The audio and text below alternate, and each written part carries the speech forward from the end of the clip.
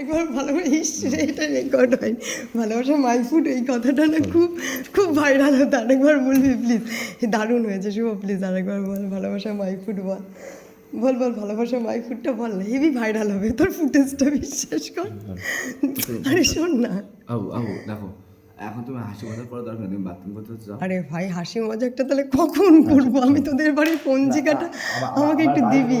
আমার বাড়ি শোনো, তুমি জানবা কেউ নেই, বলে কেউ নেই, দুজনে রাখবা। কেন বললাম না তোমার কেউ হয়েছে? একটু হ্যাঁ আমার হয়েছে। কি শোনো একটু একটু শুনে নাও, হ্যাঁ একটু বাস্তব জীবনে একা থেকে দেখো, হ্যাঁ একা থেকে দেখো, হ্যাঁ বলছো না আমি মরে যাওয়ার পর একা থেকে দেখো কোন কে। আরে মরে যাবে কেন, মরতে হবে না তোমার।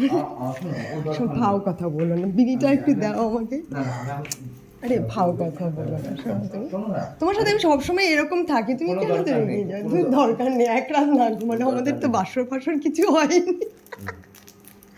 এক রাত না দে, আরেক রাত নয় বাসরের নামে জেগে নেবো। আসো আসো আসো আসো, আমাদের বাসর ঘরটা কি বাজে হয়েছিল। কাজ তুই আগুনটা দে, আগুনটা দে। বড় একটা বডি বানিয়েছিস, কিন্তু এটাতে বসা যায় কি? শোন না, আমি তোকে কত ভালোবাসলাম, তুই থাক, তুই তাহলে নিজের মতন স্বাধীন হয়ে যা। আরে আমি তোকে কখনোই আটকাইনি, তুই রাত 2টোর সময় মহারাজের সাথে চা খেতে যাবি, আমি দিয়েছি, কোনো দিন আটকাইনি রে তোকে। তুই ভেবে দেখিস কখনো একটুখানি আন্দাজ করে, আমি কখনো, তুই হয়তো একটা বদ্ধ একটা আটা আটা ভালোবাসা হয়তো তুই পছন্দ কর, কিন্তু আমি একটু মুক্ত রে, তুই হয়তো সেটা বুঝিস না। আমি তোর জন্য অনেক চেষ্টা করেছি, তোর যদি আমার সাথে এখন ভালো না লাগে শুভ, এখন দেখ তাহলে আমি কি করবো বল? তুই তো অনেক ভালো দেখতে, অনেক সুন্দর, তোর জন্য তো আমার বান্ধবীরা পাগল। তুই একটা নতুন একটা জীবন গড়, তোকে তো আমি বলি। তো নেজাটা ছিলাম, তোর খালি কেন এত অতীত নিয়ে কেন ভাবনা রে? অতীত ভুলে যা না তুই। নেজাট নেজাট আমার কোনো কথাই তো কানে যায় না বাড়া। তুমি লিখেছো উত্তরটা দিয়ে দিই, এখানে উত্তরটা দিয়ে দিই। কোনোদিন এই পরিস্থিতি হয়েছে?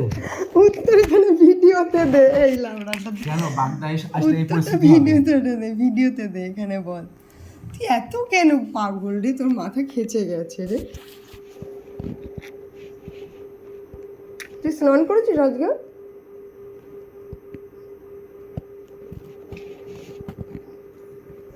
কোথাও থেকে আসলে একটু ফ্রেশ হতে চাস না? বলে একটু স্নান করে নিবি, একটু পরিষ্কার পরিচ্ছন্ন হবি না এরকম গার মধ্যে এরকম সারাক্ষণ নোংরা থাকবে আর এইসব করবি। তোকে দেখতে পুরো তোর বাবার মতো লাগছে, মনে হচ্ছে আমি তোর বাবার পিঠে বসে গেছি। তো বাবাটা খুব ভালো জানিস তো, আমাকে খুব ভালোবাসে, তুই ভালোবাসতে পারলি না রে। লোকটা এই দিনকে আমাকে কত আদর করলো, আমার খুব ভালো লেগেছে। থাক, তোর আমার সাথে সম্পর্ক রাখার দরকার নেই, ওই মানুষগুলোর সাথে আমার সম্পর্ক খুব ভালো, ওদের সাথে আমার সম্পর্কটা থাক। বাথরুম যাও না কেন রে বাথরুমে যাবো? ভরে দাম চাবিটা যেন পেয়ে যায় একটু। তোকে মাসাজ করে দিচ্ছি, চুপ করবি ফ্রিতে, তোকে আমি এখন এই দিচ্ছি। তোর আমার তো কিছুই ভালো লাগে না, আমি যদি তোকে একটুখানি ফিজিওথেরাপি করি তোর ভালো লাগে না, তুই তোর মতো করে চাস, আমি যাই দিই তোর সবসময় তোর মতো চাই একটা। ঠিক এখন মিষ্টি মিষ্টি কথা বলে একটু আগে আগের কথা ভাবো, তুমি কি বলেছো একটু আমাকে তুমি মিষ্টি মিষ্টি কথা। আমি তো বুঝতে পারিনি যে তোর এরকম একটা বিচ্ছিরি রাগ হয়েছে, ওরকম একটা ব্যাপার। আমি তো কেন মিথ্যে কথা আসছো, কেন মিথ্যে কথা বলো? ওই দেখ তুই বুঝলি না কথাটা, তুই মিথ্যে বলিস বলে ভাবিস কি আমিও মিথ্যে বলছি। আমি কোনো মিথ্যে কথাই বলিনি, তোর যদি মনে হয়ে থাকে মিথ্যে বলছিস সেটা তোর দৃষ্টিকোণ, সেটা আমার দৃষ্টিকোণ থেকে তো আলাদা না। তুই আমার 6-এর অপোজিটে দাঁড়িয়ে তুই ওটাকে 9 বলে চিৎকার করলে তো হবে না শুভ। দর্শন তো পড়িসনি, স্কুলে গেছিস কী করতে কে জানে। আমি তো যাদের দর্শনের সাবজেক্ট তাদের দর্শনের বই নিয়ে পড়তাম। দৃষ্টিকোণটা বোঝ, তুই তোর দৃষ্টিকোণ থেকে ভাবছিস আমি মিথ্যে বলেছি, আমি তো মিথ্যে বলিনি, আমি কাউকেই মিথ্যে বলিনি, আমি সব কিছুই সত্যি বলেছি।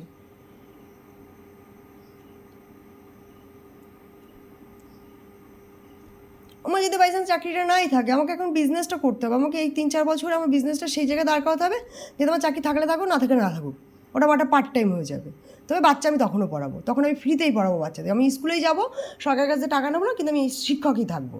আমি যদি বলি তোমার ব্যবসা করা লাগবে না, সব টাকা আমি লাগবে না, আমি ব্যবসা, আমি কাজ করতে চাই, আমি নিষ্কর্মা না, আমি যখন আমি কাঠুরিয়ার বউ না। যখন চাকরি থাকবে না তখন তোমার আমি ব্যবসা খুলে দেবো। আমি যত হচ্ছে টাকা লাগে। সারস পাখি। বললাম না, সেই তুই একটা সারস। আমি কথাটা বলে আগে শোনো, যখন তোমার চাকরি থাকবে না আমি ভিডিও করে রাখবো, হ্যাঁ, তখন যত তুই বাজে কথা বলবি না কিন্তু। যত না মুখের মধ্যে দেশলাই ফুটিয়ে দেবো। চাকরি কোনদিন যাবে না, শোনো, চাকরি কোনদিন যাবে না। আর তুমি বলছো না আমার জমি জায়গা অনেক আছে, তোমার ব্যবসা করতে যত টাকা আমার সব চাকরির টাকা তোকে দেবো, তাহলে আমার ব্যবসা আমার, ব্যবসার টাকা আমার, চাকরির টাকা আমার তোর। কোনো দরকার নেই। তাও তুই নিবি না, তুই এবার কি চাস বল তো, বোম বল। আমার কষ্ট হচ্ছে, আবার সরো। হ্যাঁ, আমি উঠলে তো তোমার গায়ে কষ্ট হয়, আমি তো এই জন্যই তো তোমাকে আমার কষ্ট ভালো লাগে না। সবসময় দূরে সরিয়ে রাখবা, কোনো সময় একটু গায়ে উঠতে দেবো না, পায়ে উঠতে দেবো না। ভালো লাগে কারো? কি করে ভালো লাগে বলো তো? ও, আমার তো ভালো লাগে গায়ে পায়ে উঠতে। আমার ছেলেটা কি সুন্দর আমার গায়ে পায়ে বেয়ে বেয়ে ওঠে, আমার খুব ভালো লাগে। কি মজা লাগে গায়ে পায়ে উঠতে। খুব গা বাইতে ভালো লাগে।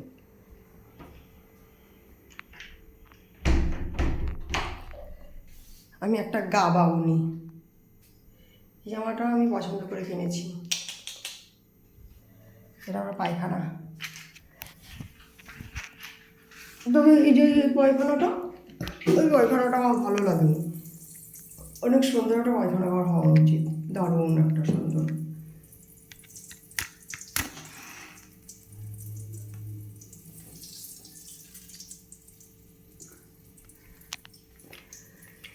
আজকে আমি ফেসবুকে বলেছিলাম যে আমি প্রাঙ্ক ভিডিও বানাবো, ঠিক আছে?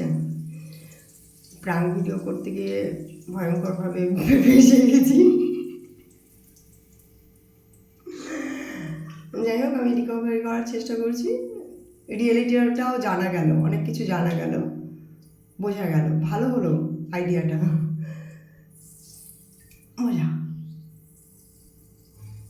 আর একটা সুন্দর বাথরুম থাকবে, সুগন্ধ থাকবে আমার বাথরুমে, সবসময় একটা গান চলবে আমার বাথরুমে, আর জলের আওয়াজ পড়তে থাকবে সারাক্ষণ। একটা জল থাকবে, একটা একটা বাথটব থাকবে। কত স্বপ্ন আমার। টাকা লাগবে না আমার, বাল টাকা দেবো, এমনিতে টাকা থাপ দেবো বাল। পুরো ঘর বানিয়ে রেখেছে বাবা, একটা আমি যাবো না।